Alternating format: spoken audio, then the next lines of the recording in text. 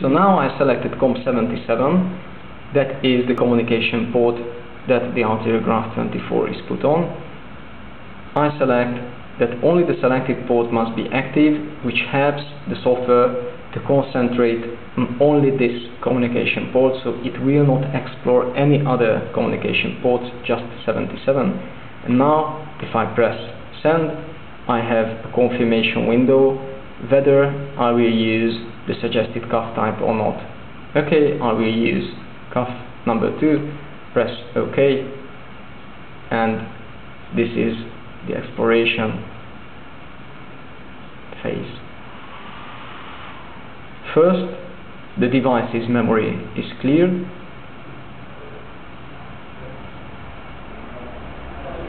It will take some seconds.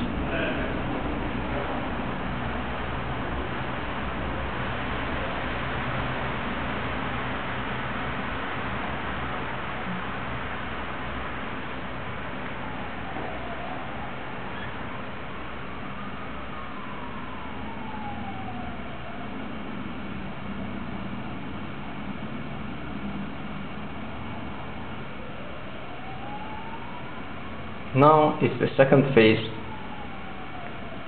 The schedule or the program is downloaded into the device.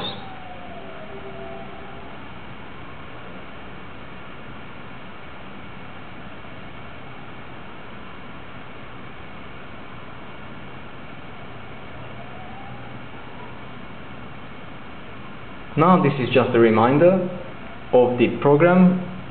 If you see this page, this screen, that means that your ArteriographHolter2 device is programmed successfully. Now you can start the measurement. Here you see that the start of the test will happen within 3 minutes. So it's 12:07 and the current time is 12:04. So 3 minutes from now the first measurement will start. You can see the status of the programming. It was successful. So I skip this window and go back to the device. First of all, I attach the pouch to my waist. I will set the length of the belt according to myself.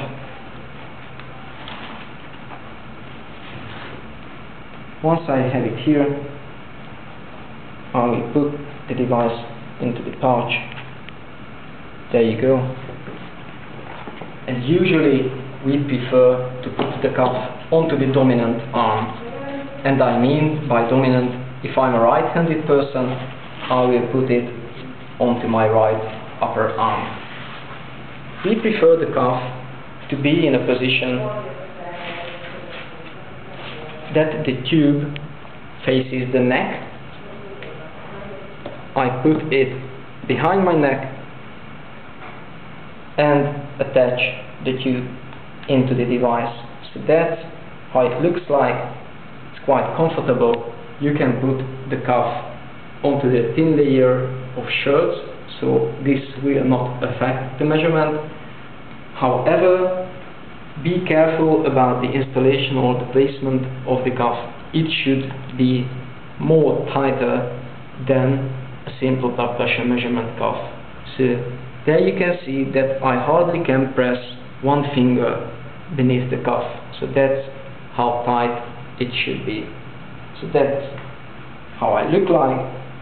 If there is some excess tubing, you can place it under the belt, and it still allows for a lot of movement. So there you can see I can move with this quite easily around. You can move, you can do your common work while you do this measurement, but if you feel that the measurement is started, it would be optimal to stop for a minute in standing position and wait until the measurement is ready. Now you can hear that the measurement is started.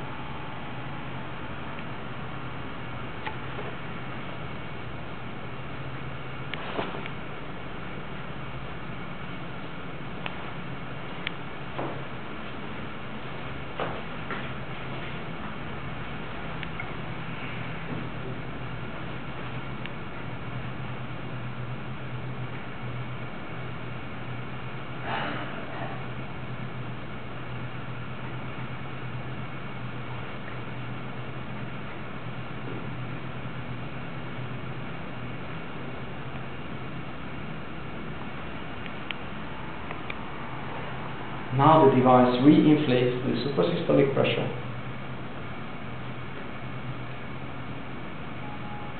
And that was the phase when the arterial function parameters were picked up. By arterial function parameters, once again, I refer to pulse velocity, augmentation index, and central systolic blood pressure. After the 24-hour measurement is ready, then you don't have to do anything else than to detach the device from the patient.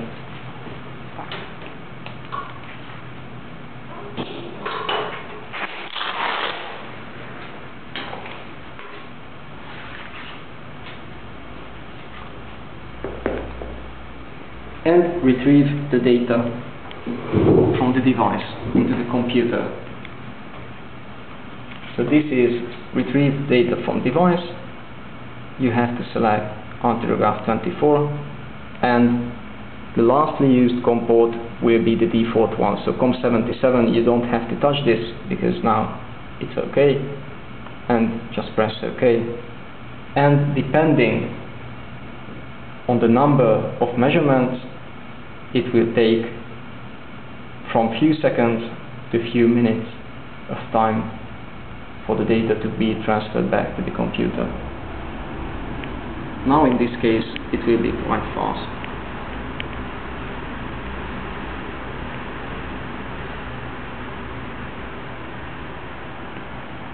There you go. This is one measurement, but let me show you complete measurement of a patient. For example, this lady was measured in January this year. I selected that measurement and press the next button, and that's how I enter the complex evaluation mode. Now you can personalize the outlook of this. For example, this is just a graph of a simple blood pressure measurement, but I can turn on the graph of the arterial function measurements, and that's where you can see with purple line the pulse velocity, with light blue the brachial augmentation index, and with dark green, the aortic augmentation index. You can either turn off the standard graph and just see the arterial function data and the change of them. So that's how you can assess the measurement. You can evaluate the whole list of data with different parameters represented in red if they are over a certain threshold. For example, the threshold for brachial systolic blood pressure is 140, so anything above 140 will be indicated with red. So this is the whole list. You can see here disturbances in the measurement. There are some missed measurements also. The gray area represents the nighttime measurement phase. Anything that is white refers to the daytime measurement. You can gain some simple statistics like mean, maximum, minimum, standard deviation of the brachial parameters, the same for the central blood pressure parameters, and the same for the arterial function indices like augmentation index and pulse velocity. You can generate some correlation indices, which also gives you the so-called ambulatory arterial stiffness index, for short AASI, which is also a very widely used parameter for assessing arterial stiffness and cardiovascular risk. You can also show some histogram regarding the peripheral data, so systole, diastole, mean arterial pressure, and heart rate. If you are ready with the evaluation and you think that you only need to print it out, then you can go to print report. These are the default settings of the print report, and go to the preview mode, select the printer that you would like to print on, and then you will receive the standard 3 pages of the report.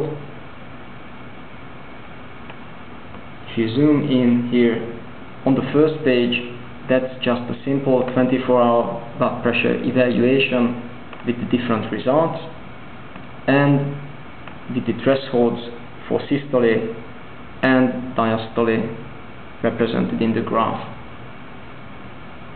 The second page is for the expert opinion, so the doctor can type in the opinion here, and the third page is for the arterial function data.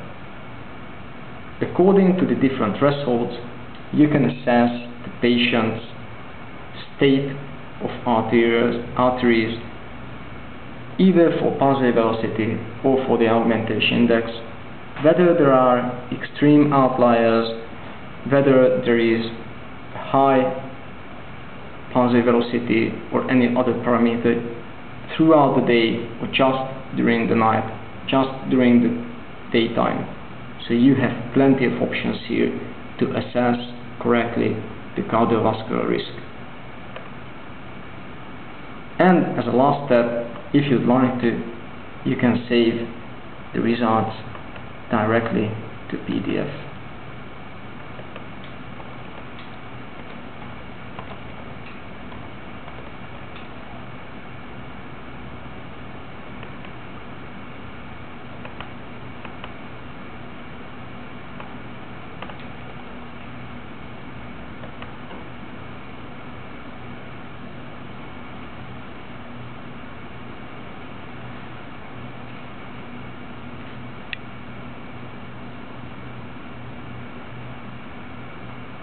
You can close it